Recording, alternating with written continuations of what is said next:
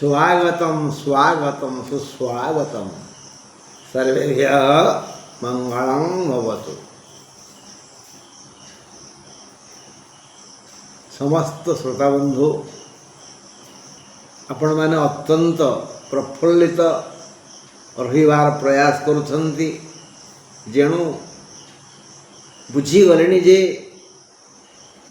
कर्म अनुसारे फल अवश्य मिलिब। तेणु करिथिबा भूल पाई अनुशोचना दुख कर सारे करुचंती भी आउ भविष्य में भूल काम न करने निष्पत्ति नहीं ना।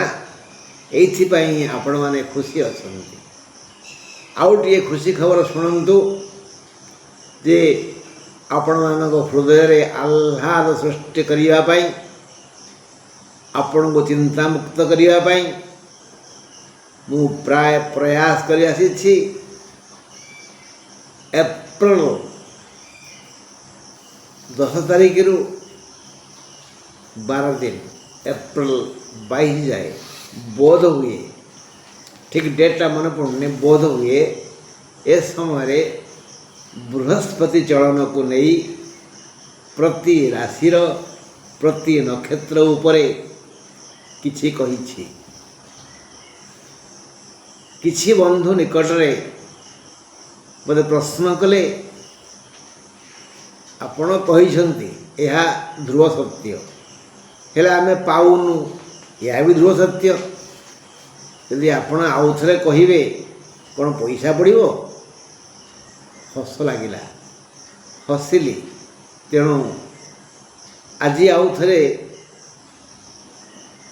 एक विहंगावलोकन बृहस्पति चलन उपरे एक विहंगावलोकन कर अर्थात पक्षी जमती विभिन्न आड़े बुली बुली तार खाद्य संग्रह कर थाए बंधु को खोजी थाए मुझे भली किछि कहिबी। मे 14 माने यही मास 14 तारीख रे वृष को त्याग करी बृहस्पति मिथुन को गले। मिथुन राशि बुधंकर ग्रह बुधंकर गृह हेतु बुध से घर मालिक हेतु से बृहस्पति शत्रु घर। तेणु बृहस्पति शत्रु ग्रह गले ता मन केमती हम आबिड़ा आबिड़ा। मित्र घर जो शांति मिले निज घर जो उत्साह मिले शत्रु घर कौन से आनंद मिलबन ना। तेणु मिथुन को बृहस्पति जा द्वारा मानसिक अशांति सृष्टि होगी। से अशांत चित्तरे एबे समस्त को निरीक्षण करुछंती। से अक्टोबर 18 मिथुन त्याग करिवे। मे 14 रु अक्टोबर 18 हाराहारी 5 मास। यही 5 मास भितरे ये पृथ्वीर जनता चिंतित हेबे भूल काम करिवे। जो मानक जन्म जातक रे बृहस्पति खराब जगह अछंती अशुभ स्थान अछंती से माने टिके अधिक भूल करिवे। जो माने प्रसन्न दुष्चंती जे मो जातक रे बृहस्पति उच्च जगह अछंती मित्र घर अछंती स्वगृह अछंती कोण अछंती केन्द्र अछंती आ केन्द्राधिपति नुहंती मते बहुत बहुत बहुत बहुत बेसी कल्याण करिवे। ना ना ना ना ना ना तो हाँ कौन ये चलन रे बृहस्पति शत्रु घर जाइछंती। तेणु जो मानकर लाभ हवा कथा शतकड़ा 100 माने द्वितीय बृहस्पति पंचम बृहस्पति सप्तम नवम एकादश बृहस्पति अधिक भल फल पाइबा कथा से माने सेते भल फल पाइबे नहीं। जन्म तृतीय चतुर्थ षष्ठ अष्टम दशम द्वादश बृहस्पति संपन्न व्यक्ति माने जेते दुख पाइबा कथा बृहस्पति ठारू सेते पाइबे कल्याण मध्य पाइबे बहुत कल्याण पाइबे। जिमती ମିଥୁନର ଜନ୍ମ ବୃହସ୍ପତି। ମିଥୁନ ରାଶିର ଲୋକମାନେ ଦୁଃଖ ପାଇବା କଥା, ସ୍ଥାନ ଭ୍ରଷ୍ଟ ହେବା କଥା। ଜନ୍ମ ରାସୁ ସୁରାଚାର୍ଯ୍ୟ ରାମ ରାଜା ବନାମ କଥା, ଏଟା ଶୁଣିଛେ, ପଢ଼ିଛେ, ଜାଣିଛେ। ସ୍ଥାନ ଭ୍ରଷ୍ଟ ରାଜା ହେଇଥାନ୍ତେ ରାମ, ସବୁ ଠିକ୍ ଠାକ୍ ହେଇଥିଲା, ହେଲାନି। ସେ ବଣକୁ ଗଲେ, ଅଯୋଧ୍ୟା ସିଂହାସନରୁ ସେ ସ୍ଥାନ ଭ୍ରଷ୍ଟ ହେଲା, ଅର୍ଥାତ୍ ବଣକୁ ଗଲେ। ଦୁଃଖ ଆସିବ, ବୃହସ୍ପତି ଆସିଲେ ଦୁଃଖ ଆସିବ। କିନ୍ତୁ ଏ ମିଥୁନ ରାଶିର ସେତେ ଦୁଃଖ ଆସିବ ନାହିଁ। କାହିଁ ଆସିବନି ନା, ବୃହସ୍ପତି ଯେତେ ପ୍ରଥମ କରି ଶତ୍ରୁ ଘରକୁ ଆସିବେ, ସେ ଟିକେ ଅଏଲିଂ କରିବେ ନା। ଅର୍ଥାତ୍ ମିଥୁନ ରାଶିର ନକ୍ଷତ୍ର କିଏ ହେଲେ ଆର୍ଦ୍ରା, ମୃଗଶିରା, ଆର୍ଦ୍ରା, ପୁନର୍ବସୁ, ମାନେ 5, 6, 7 ନକ୍ଷତ୍ର ତ୍ରୟ ଉଚ୍ଚ କୋଟିର ସମ୍ମାନ ପାଇବେ, ଯାହା କୁହନ୍ତି ରାଜ ସମ୍ମାନ। ସେ ସମସ୍ତେ ପ୍ରସନ୍ନ ରହିବେ, ସମସ୍ତେ ପୁଲକିତ ହେବେ, ଆନନ୍ଦିତ ହେବେ। ଏବେ ତ ଗଲାଣି କିଛି ଦିନ ନା, ତେଣୁ ସେ ଅନୁଭବ କରୁଥିବେ। ତେଣୁ ମିଥୁନ ରାଶି ପାଇଁ ଜନ୍ମ ହେଲେ ବି ଉଚ୍ଚ କୋଟିର ସମ୍ମାନ ଅବଶ୍ୟ ମିଳିବ। ଜନ୍ମ ବୃହସ୍ପତି ଯୋଗୁଁ ସ୍ଥାନ ଭ୍ରଷ୍ଟ ହୋଇ ମନକୁ ଭୟ ଆସିଥାଏ। ମାତ୍ର ଏ ଚଳନ ମିଥୁନ ପାଇଁ ଶୁଭଙ୍କର ହେବ। ବୃଷ ପାଇଁ ଦ୍ୱିତୀୟ, ଗୁରୁ ଦ୍ୱିତୀୟ ହେଲେ ବିଭିନ୍ନ ଉପାୟରେ ବହୁ ଧନାଗମ ହୋଇଥାଏ। କୃତ୍ତିକା, ରୋହିଣୀ, ମୃଗଶିରା 3, 4, 5 ନକ୍ଷତ୍ରଙ୍କୁ ଏ ଧନ ମିଳିବା କଥା। କୃତ୍ତିକା, ରୋହିଣୀ ସମ୍ମାନର ସହ ସୁଖ ପାଇବେ। କୃତ୍ତିକା ଆଉ ରୋହିଣୀ ସମ୍ମାନର ସହ ସୁଖ ପାଇବେ, ବହୁତ ସୁଖ ପାଇବେ, ବହୁତ ସୁଖ ଲାଭ କରିବେ। ମାତ୍ର ମୃଗଶିରା, ବୃଷକୁ ଧନ, ମାନ, ସମ୍ମାନ ଓ ଆଦର ମିଳିବ। ଦେଖୁଛନ୍ତି ନା, ସେ କେତେ ପ୍ରକାର ଚିନ୍ତା କରୁଛନ୍ତି। ବୃହସ୍ପତି କେଉଁ ନକ୍ଷତ୍ରକୁ, କେଉଁ ରାଶିରେ କେଉଁ ନକ୍ଷତ୍ର ଅଛି, ତାକୁ ମୁଁ କିଭଳି ଭାବରେ ସହଯୋଗ ଓ ଆନନ୍ଦ ଦେବି। ମେଷରେ ତୃତୀୟ ବୃହସ୍ପତି, ମାନେ ଅଶ୍ୱିନ, ଦ୍ୱିଜା, କୃତ୍ତିକା 1, 2, 3 ନକ୍ଷତ୍ର, ଅଶ୍ୱିନ ନକ୍ଷତ୍ର ତୃତୀୟ ବୃହସ୍ପତି ଗତ ମନ୍ଦ ଫଳ ପାଇବେ। କେବଳ ଅଶ୍ୱିନ ପାଇବେ, କିନ୍ତୁ ବାକି 2 ଜଣ ପାଇବେନି। ଅଶ୍ୱିନ କ'ଣ କରିବେ ନା, ରୋଗଗ୍ରସ୍ତ ହୋଇ ପୀଡ଼ା ପାଇବେ। ମାତ୍ର ଦ୍ୱିଜା ଓ କୃତ୍ତିକା ପାଇଁ ରୋଗ ଏତେ ଭୟଙ୍କର ହେବନି, ଦୁଃଖ ଦେବନି। ସାମୟିକ ବହୁ ସୁଖ ପାଇବେ। ଅଶ୍ୱିନର ଟିକେ ଅଧିକ ରୋଗ ପୀଡ଼ା ହେବ, ଦ୍ୱିଜା କୃତ୍ତିକାଙ୍କୁ ସେତେ ଦୁଃଖ ହେବ ନାହିଁ। ମୀନର ଚତୁର୍ଥ ବୃହସ୍ପତି 25, 26, 27 ନକ୍ଷତ୍ର ମୀନର ହେଲେ ଚତୁର୍ଥରେ ଧନହାନି ଯୋଗ ଆସିଥାଏ, ମାନେ ଅଭାବ ଗଡ଼ାଏ। ଅଭାବ ଜନିତ ଦୁଃଖ ମୀନ ରାଶିର ନକ୍ଷତ୍ର ତ୍ରୟ ଲାଭ କରିବେ। ଚତୁର୍ଥ ବୃହସ୍ପତିର ଯେଉଁ କୁଫଳ, ତାହା ମୀନ ରାଶିର ନକ୍ଷତ୍ର ତ୍ରୟ ନିଶ୍ଚୟ ଭୋଗ କରିବେ। କାହିଁକି ନା, ସେଟା ବୃଷ ନିଜ ଘର, ଶତ୍ରୁ ଘରେ ଥାଇ ସେ ନିଜ ଘରର ବିକାଶ କରିପାରିବେ ନାହିଁ। ତେଣୁ ମୀନ ରାଶିର ସମସ୍ତ ବ୍ୟକ୍ତି ଦୁଃଖିତ ହେବେ। ଅଭାବ ନାହିଁ, ଧନ ନାହିଁ, ସୁଖ ଆସିବ କେଉଁଠୁ? ଆଚ୍ଛା, କୁମ୍ଭର ପଞ୍ଚମ ବୃହସ୍ପତି 23, 24, 25 ନକ୍ଷତ୍ର ତ୍ରୟ କୁମ୍ଭର ସାଥୀ। କୁମ୍ଭ ରାଶିର ଲୋକେ ପଞ୍ଚମ ବୃହସ୍ପତି ଫଳ ପାଇପାରିବେ ନାହିଁ। ଏଇଠି ଦେଖନ୍ତୁ, ଏମାନେ କୁମ୍ଭ ରାଶି ଲୋକମାନେ ଖୁସି ହେଉଥିବେ ଯେ ପଞ୍ଚମ ବୃହସ୍ପତି, ଆହା ମୋତେ ମିଳିଯିବ ସୁନା ଅଣ୍ଡା ଦିଆ କୁକୁଡ଼ା। ନାଇଁ ବନ୍ଧୁ, ମିଳିବନି। 25 ମାନେ ପୂର୍ବଭାଦ୍ର ମୃତ୍ୟୁବତ୍ ପୀଡ଼ା ପାଇବେ। ଦେହ ବହୁତ ଖରାପ ହେବ, ଆକ୍ସିଡେଣ୍ଟ ହୋଇଯାଇପାରେ, ମୃତ୍ୟୁବତ୍ ପୀଡ଼ା।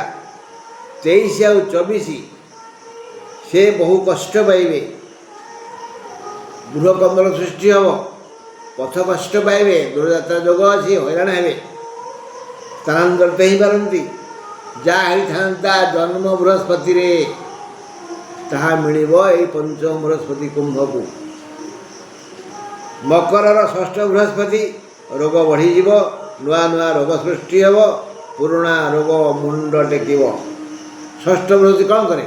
ବୁଦ୍ଧିଭ୍ରଷ୍ଟ କରେ, ମୁଣ୍ଡ କାମ ଦିଏନି, ଭଲଟାକୁ ଭୁଲ, ଭୁଲକୁ ଭଲ ଭଳି ନିଷ୍ପତ୍ତି ନିଏ। ଷଷ୍ଠେ କର୍ଣ୍ଣ ନିପାତିତ। ଯେତେବେଳେ ଷଷ୍ଠ ଚଳନ ହେଲା ସେତେବେଳେ କର୍ଣ୍ଣଙ୍କର ବଧ ହେଇଥିଲା, କିନ୍ତୁ ଏଠି କ'ଣ ହେବ ନା ରୋଗ ହେବ। 21, 22, 23 ନକ୍ଷତ୍ର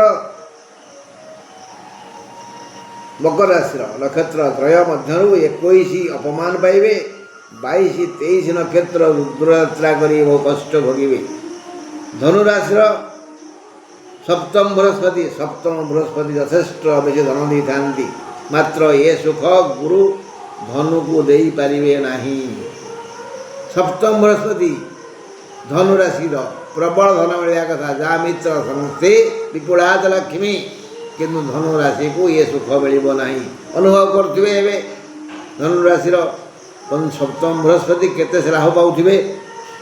ଜଗି ରଖି ବ୍ୟବହାର ନ କଲେ ଅପମାନ ପାଇବେ, ଅପମାନିତ ହେବେ। ଧନୁରାଶି ଲୋକମାନେ ହାତେ ମାପି ଚାଖେଣ୍ଡ ଚାଲିବେ ତ ଭଲ, ଜଗି ରଖି ବ୍ୟବହାର ନ କଲେ ଅପମାନିତ ହୋଇ ଚିନ୍ତିତ ହେବେ। ଧନ ତ ମିଳିବନି, ଅପମାନ ମିଳିବ। ସପ୍ତମ ବୃହସ୍ପତି ଧନକୁ। ବିଛା ରାଶିର ଅଷ୍ଟମ ବୃହସ୍ପତି 16, 17, 18 ନକ୍ଷତ୍ର ବିଶାଖା, ଅନୁରାଧା, ଜ୍ୟେଷ୍ଠା ନକ୍ଷତ୍ର। ଏ ନକ୍ଷତ୍ର ଶାରୀରିକ କଷ୍ଟ ଭୋଗିବେ। ଏହି ନକ୍ଷତ୍ର ତ୍ରୟ ଅନ୍ୟ ମାନଙ୍କୁ ଆଦର ନ କରି ନିଜେ ଅପମାନିତ ହେବେ। ନିଜେ ଯଦି ଅନ୍ୟକୁ ଆଦର କରିବେ ତାହେଲେ ସେ ପ୍ରୀତିଭାଜନ ହେବେ ଅନ୍ୟମାନଙ୍କର। ଅଷ୍ଟମ ଗୁରୁ ଯେଉଁ ଦୁଃଖ ଦେବା କଥା ତାହା କମିଯିବ। ଏଇଠି ଦେଖନ୍ତୁ, ଅଷ୍ଟମ ବୃହସ୍ପତି ଦୁଃଖ ଦେଇଥାଏ, ବିଛା ରାଶିର ଲୋକମାନଙ୍କୁ ଦୁଃଖ ମିଳିବନି।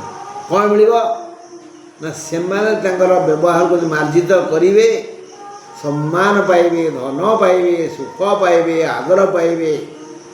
ଏଇଟା ଅଷ୍ଟମ ବୃହସ୍ପତି ଏଭଳି ଏକ ପରିବର୍ତ୍ତନ ଆଣିଛନ୍ତି।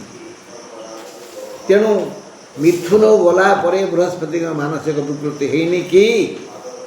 ବାସ୍। ଆଚ୍ଛା, ଆମେ ଯିବା ତୁଳା ପାଖକୁ। ତୁଳା ରାଶିର ନବମ ବୃହସ୍ପତି 14, 15, 16 ନକ୍ଷତ୍ର। ନବମ ବୃହସ୍ପତି ହେଲେ ବି ସମ୍ମାନ ବଢ଼ିଥାଏ, ଧର୍ମ, ଅର୍ଥ ଲାଭ ଯୋଗ ଅଛି। ଏମାନେ ଅନ୍ୟ ସମସ୍ତଙ୍କ ଠାରୁ ପ୍ରେମ ଲାଭ କରିବେ। ତୁଳା ପାଇଁ ଟିକେ ଭଲ ଫଳ ମିଳିବ। ଅନ୍ୟମାନଙ୍କୁ ସେ ପ୍ରେମ ପାଇବେ, ସମସ୍ତେ ତାଙ୍କୁ ଆଦର କରିବେ। ତୁଳା ରାଶିର ସମସ୍ତେ ଏଇ ଶତ୍ରୁଠୁ ମଧ୍ୟ ଆଦର ପାଇବେ। ଯେଉଁମାନେ ତାଙ୍କୁ ଘୃଣା କରୁଥିଲେ ସେମାନେ ଆଉ ଘୃଣା କରିବେନି। କାହିଁ ଦେଖିଲ ନା ତୁଳା ହେଉଛି ଶୁକ୍ରଙ୍କର, ଶୁକ୍ରଙ୍କର ବୃହସ୍ପତି ପଡ଼େନି। ଅପୋଜିଟ୍ ମେଣ୍ଟାଲିଟି ପୋଷଣ କରିବେ କିଏ ନା ବୃହସ୍ପତି। ହେଲେ ଏଇ ବ୍ୟବହାର ପାଇଁ ଏମାନଙ୍କୁ ମାର୍ଜିତ ବ୍ୟବହାର କରିବାକୁ ପଡ଼ିବ।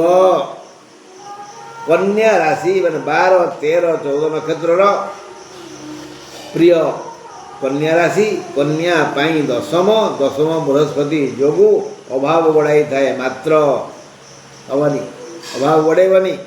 12 ନକ୍ଷତ୍ର ସୁଖ ଲାଭ କରିବେ, 13 ନକ୍ଷତ୍ର ବହୁ ସମ୍ପତ୍ତି ଲାଭ କରିବେ, 14 ନକ୍ଷତ୍ରଙ୍କ ପାଇଁ ପ୍ରୀତି ଭୋଗ ଅଛି। ଅପୋଜିଟ୍ ଫଳ, ଏମାନେ ସେତେ କୁଫଳ ପାଇବେନି। ଦଶମ ବୃହସ୍ପତି ଯେଉଁ ପ୍ରକାର ହାନି କରିବା କଥା ତାହା ହେବନି।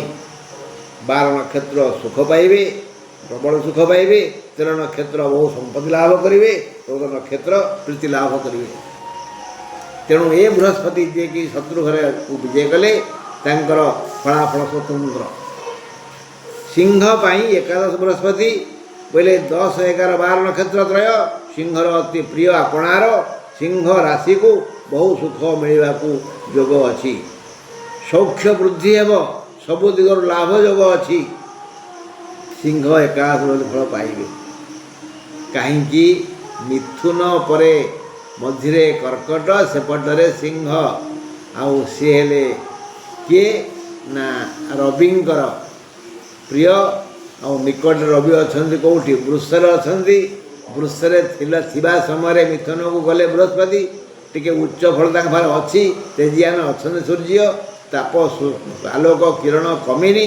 ଏଇ ଦୃଷ୍ଟିରୁ ସେ ସିଂହକୁ ଟିକେ ବିଚାର କଲେ, ଦୃଷ୍ଟିକି ଦେଲେ, ସିଂହର ମଙ୍ଗଳ ହେବ। ବାକି କିଏ କହିଲା? ପାଖ ରାଶି କର୍କଟ ରାଶି।